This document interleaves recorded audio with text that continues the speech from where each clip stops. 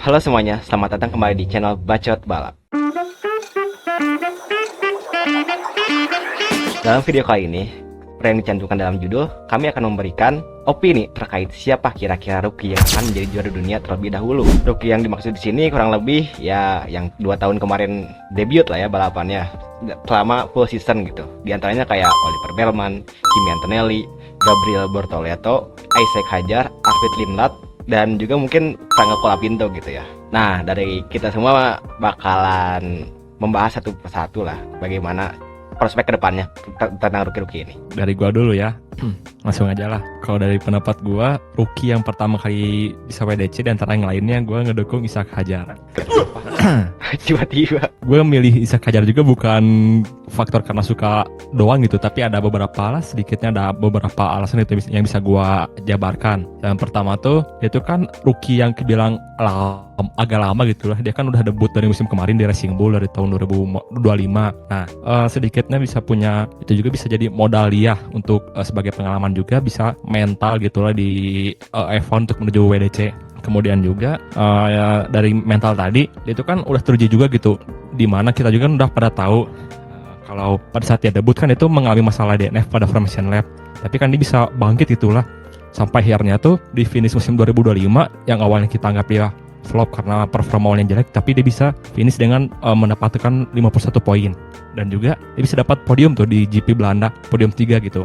Untuk faktor lainnya juga, dia tuh saat di Racing Bull juga, dia tuh kan sering beradu dengan Hamilton, terutama wheel to wheel. Dengan momentum dia sering wheel to wheel sama Hamilton, dia tuh bisa dapat pembelajaran dari Hamilton bagaimana cara melihat driver senior yang punya gelar 7 kali WDC beraksi di race tuh gimana gitu. Jadi tuh dia tuh karena sering wheel to wheel bisa mengamati juga gitu. Ditambah juga modal dia sekarang tuh kan dia diorbitkan lah ke tim Red Bull. Itu kan sekarang udah berpatas sama Max Verstappen tuh. Verstappen kan dia tuh punya gelar 4 kali WDC tuh sama-sama, jadi dia tuh banyak belajar dari senior lah. Nah di sini tuh di Red Bull dia tuh belajar dari Verstappen, terutama itu tuh masalah data telemetrik. Dia kan pasti dapat tuh dari Verstappen. Nah dengan data-data tersebut dia tuh bisa sedikitnya improve dari belajar dari senior, sehingga itu juga jadi modal untuk dia bisa sedikitnya improve, bisa dapat WDC. Kemudian faktor lainnya juga yang keempat, nah sekarang itu dia tuh kan sudah berada di tim Red Bull, yang dimana Red Bull tuh kan salah satu tim top tier lah di F1 tuh. Meskipun ya 2000 musim sekarang itu Red Bull agak angin-anginan gitu, tapi kan masih awal-awalan. Nah saat nanti dia dikasih improve Red Bull yang udah ke arah yang lebih baik gitu ya, mungkin si Isaac Hadjar itu bisa semakin cemerlang gitulah karirnya dia. Ditambah lagi kan adaptasi dia di Red Bull tuh terbilang baik gitu di antara second driver yang lainnya gitu. Terbukti pada saat pramusim dia juga bisa mencatatkan waktu yang baik. Ditambah lagi yang kemarin tuh yang di GP China, pada saat kualifikasi itu dia tuh mencatatkan rekor lumayan cepat lah, beda dikit sama si Verstappen yang kurang lebih gue baca itu cuma beda 0,1 detik. Yang dimana itu kan dia tuh udah memunculkan tajinya gitu. Dia tuh emang driver yang hebat secara adaptasinya. Dengan beberapa modal tersebut, gue yakin si Hadjar ini tuh udah dapat lah semua checklist bisa buat WDC, tinggal tunggu momentumnya kapan aja. Cuman ya untuk masalah kekurangannya dia tuh masih ada emosi lah. Kalau dia udah emosi kadang udah agak aneh tuh cara drivernya dia tuh. Tapi ya selama itu bisa diatasi, mungkin dia bisa berkembang lebih baik. Cuman yang jadi gua agak takut tuh saingan dia tuh di sini tuh sekarang ada Antonelli tuh, yang dimana ya dia lebih baik secara faktor-faktor pendukung, tapi gua masih yakin Hadjar bisa duluan di antara yang lain. Itu aja sih. Hey, ya panjang ya, lumayan panjang dari Hasbi ya, dan datanya pun lengkap ya, lumayan. Oke, dari John gimana John? Kalau saya sih ambil datanya di season kemarin sama yang 3 race terbaru sih. Yang jelas pasti Antonelli sih kan. Dari season kemarin juga udah terlihat bahwa Antonelli itu kan mobil Mercedes-nya tuh ya bisa dibilang masih bagus tapi mediocre gitu. Belum sebagus sekarang gitu. Dengan mobil yang standar pasar juga Antonelli bisa di posisi 7 kan finishnya akhirnya. Nah di season sekarang juga sudah sama Antonelli itu stabil gitu ya, drivernya termasuk rookie yang stabil. Ditambah sekarang mobil Mercedes gacor bro. Jadi momennya tuh di mobil-mobil yang lain.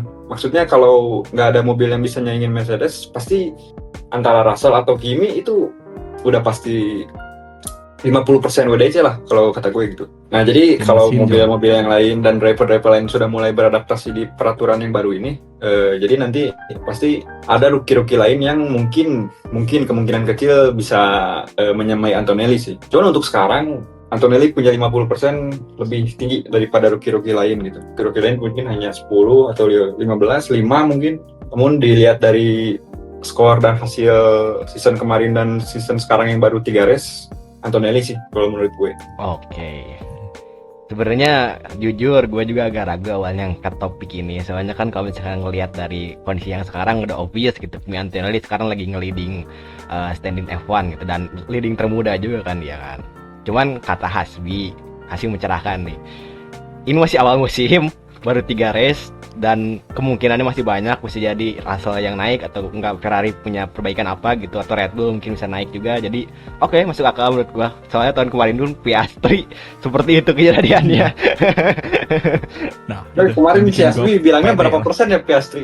90% awal-awal. 90%. 20%. Ya, jadi gitulah. Jadi akhirnya kita angkat lah topik ini karena lumayan menarik gitu ya. Kita belum pernah membahas ini. Dan kalau misalkan menurut gue ini dari bias gue aja ya. Gue emang suka Oliver Berman. Jadi gue berharapnya Oliver Berman. Cuman kan agak susah juga ya buat naik ke Ferrari, which is dia kan akademi Ferrari gitu. Harus tunggu salah satu mungkin Leclerc atau Hamilton yang pindah atau bagaimana gitu. Jadi kemungkinan Oliver Berman-nya agak kurang dibandingin Kimi Antonelli sama Asek Hajar, dua kandidat yang tadi disebutin. Soalnya mereka berdua udah di tim yang besar gitu dibandingin Oliver Berman yang masih di Haas gitu. Cuman gak untuk kemungkinan juga sampai 2028 mungkin atau 2029 atau mungkin selanjutnya mereka berdua belum juara dunia, jadi disaingin sama Oliver Berman nggak mau untuk kemungkinan juga kan. Soalnya kalau misalkan dari segi talent, menurut gue Oliver Berman bagus sih talentnya sih. Ini bias ya, tapi menurut gue bagus sih. Gue ngingetin dia tuh kayak Leclerc pas tahun-tahun debut lah. Ya, semoga aja situasinya, kondisinya nggak kayak Leclerc sekarang ya gitu. Dan cuman gue berharapnya Oliver Berman sih. Gue suka overtakingnya, gue suka cara dia mengemudinya, kalemnya dia. Dan di kekurangan dia itu cuma di PR doang sebenarnya. Dia kalau ngomong agak bingung juga, masih kurang bagus lah komunikasinya ke wartawan atau ke media tuh. Jadi menurut gue kayak gitu sih. Kalau Berman emang bakal banyak yang dibantah ya, tapi dibantahnya juga itu memang nggak realistis ya. Kayaknya dalam berapa puluh tahun kebelakang gitu ya, jarang deh ada driver yang bisa WDC dengan tim mediocre gitu loh. Apalagi sekarang Berman kan ada di tim Haas yang tim satelitnya Ferrari gitu. Tapi ya dengan dilihat dari performa beberapa race 2026 sekarang itu Berman bisa dapat poin yang lumayan mengagetkan deh. Makanya gue juga agak ngeri juga nih orang. Tapi ya mungkin agak susah ya buat tahun sekarang itu buat bisa dia untuk WDC. Tapi kalau untuk yang misalnya yang rookie lainnya malah anjlok, sedangkan Berman nanti orbit ke tim Ferrari, gue malah jadi ngeri juga gitu lihat Berman bisa mungkin WDC duluan, bisa juga jadi masih banyak kemungkinan sih. Tambahnya kan 2027 silly season ya.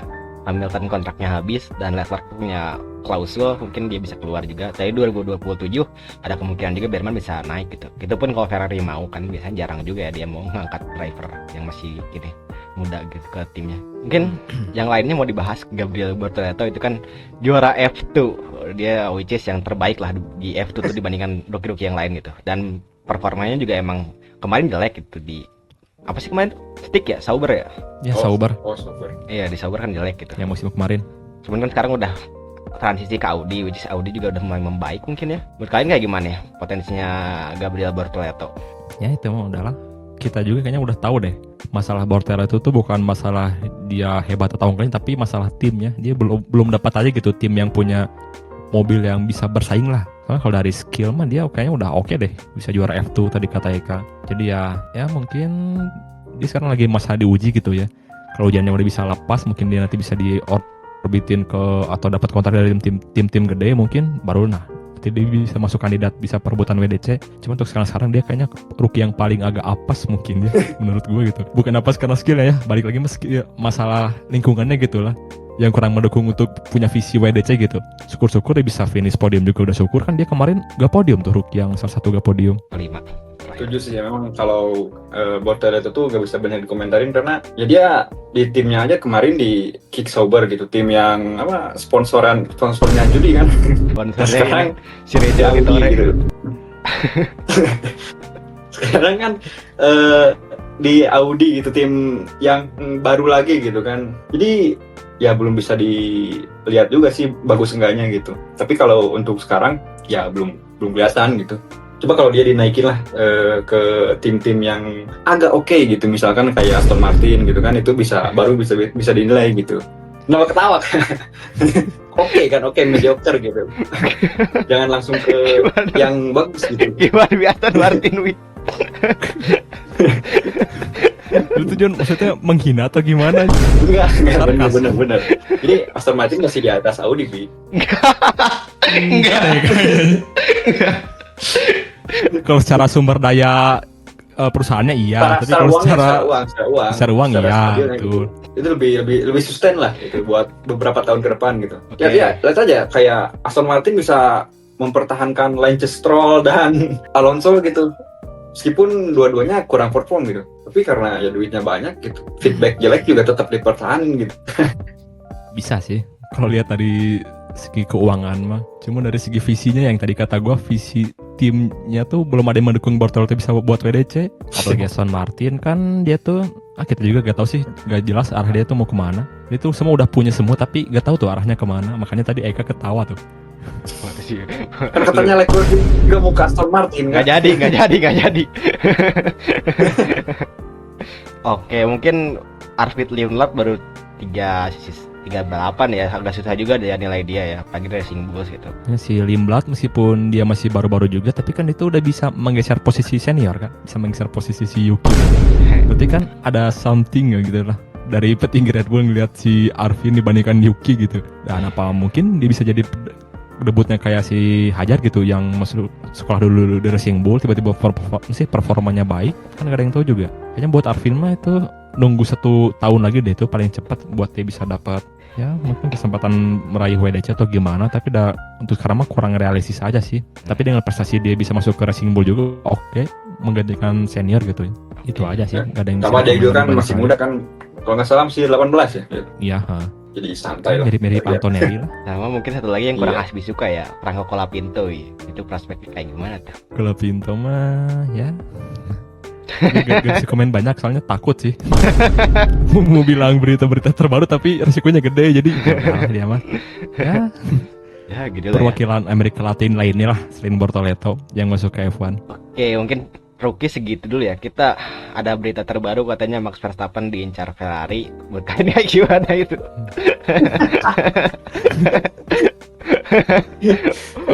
Formulir pendaftaran tifosi sudah dibuka loh ya. Tuh, John, semua pindah. Gini, betul ya. Kan Ferrari untuk season sekarang tuh kelihatannya oke gitu dibanding season sebelumnya gitu. Kan season depan nggak tahu gitu kan. Suka ada gebrakan-gebrakan yang nggak perlu gitu. Suka ada gerakan-gerakan tambahan dari Ferrari itu gitu. Jadi nggak tahu lah kalau Verstappen ke Ferrari kayaknya nggak dulu deh. Tapi gue penasaran sih sebenarnya duet Leclerc sama Verstappen tuh bakalan kayak gimana. Secara kan mereka berdua driving style-nya hampir sama gitu. Jadi ya udah bikin mobil satu yang kuat gitu buat dua orang yang sama, dua orang yang berbeda. Mungkin bakalan menarik juga ya bagi penonton ya, netral lah, bukan sebagai tifosi. Tapi sebagai tifosi juga kayaknya agak susah ya naikin 2 bintang di Ferrari itu. Soalnya sama Verstappen sama-sama kuat. Gimana ya? Gue tuh ngerasa kayaknya tim-tim besar lain tuh kayak kepedean gitulah bisa ngerekrut Verstappen. Nah yang gue takut nanti malah Verstappen yang pensiun duluan. Tim-tim sekarang itu muncul gini musim terakhir Verstappen deh. Kepedean asli biasanya. Ya tim lain tuh kayak kepedean kayak Mercedes, McLaren tuh Mercedes juga gagal. Ferrari ya. Pada yakin lah musim depan kita bisa manuver buat dapetin Verstappen. Kayak yakin bisa gitu. Dengan Verstappennya sendiri kalau ditanya sama wartawan gitu, dia tuh kayak emang gak punya bayangan pindah ke tim mana gitu di tahun-tahun selanjutnya gitu. Malah dia tuh yang paling realistis kalau musim ini membosankan, mungkin dia bisa pensiun duluan. Jadi ya itu emang ya kayaknya cuma cari traffic doang Ferrari mungkin. Iya, dan Verstappen juga udah ngomong kan dia nggak terlalu enjoy gitu balapan di musim regulasi tahun sekarang tuh. Dia lebih enjoy di GT3 kan, main di Nürburgring kayak gitulah, yang bisa gaspol lah. Soalnya kan regulasi tahun sekarang ya kayak gitulah, tahu sendiri lah kayak gimana. Nggak seru itu buat Verstappen. Tapi nggak tahu ya, mungkin kalau tiba-tiba Red Bull-nya gacor, siapa tahu juga kan dia tertarik lagi buat ya balapan lagi gitu. Seenggaknya. Iya, apalagi kan sekarang udah ada itu kan revisi regulasi kan ya. Ya, cuman lagi di 3 bulan ya. Ya, cuman belum bisa kita bahas soalnya belum kita pelajari, itu kan susah juga.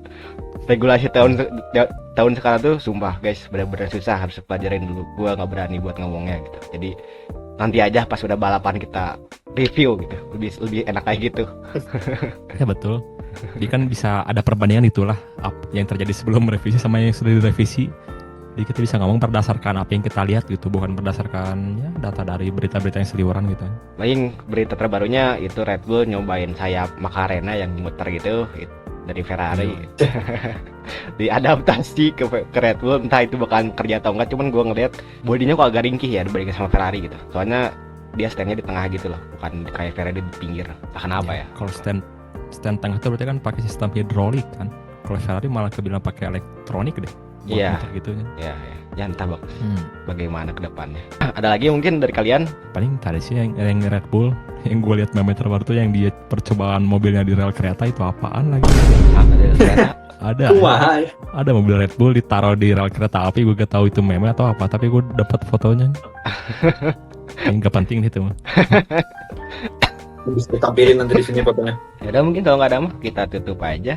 Nanti kita ketemu lagi di GP Miami minggu depan, berarti yaitu balapan jam 3 pagi lagi-lagi. Gue ingetin jam 3 pagi kita begadang kalau yang mau nonton gitu. Silahkan. Entah bakalan ramai atau enggak ya, cuman ini menarik karena regulasinya revisi regulasi. Biasanya bukan regulasi baru, cuman itu revisian dari regulasi yang sebelumnya gitu. Katanya kan ada Penyesuaian lah. ya penyesuaian, apalagi kan setelah kemarin ada crashnya Jerman yang mengerikan katanya tuh. Jadi akhirnya kita comeback F1 di bulan Mei. Syukur-syukur balapannya seru ya. Kalau enggak sih kayaknya ketiduran juga. Kayaknya nggak akan deh, semoga. Semoga. Oke, mungkin segitu dulu dari kita ya. Kurang lebihnya mohon dimaafkan. Kalau misalkan kalian suka sama video ini, silahkan like.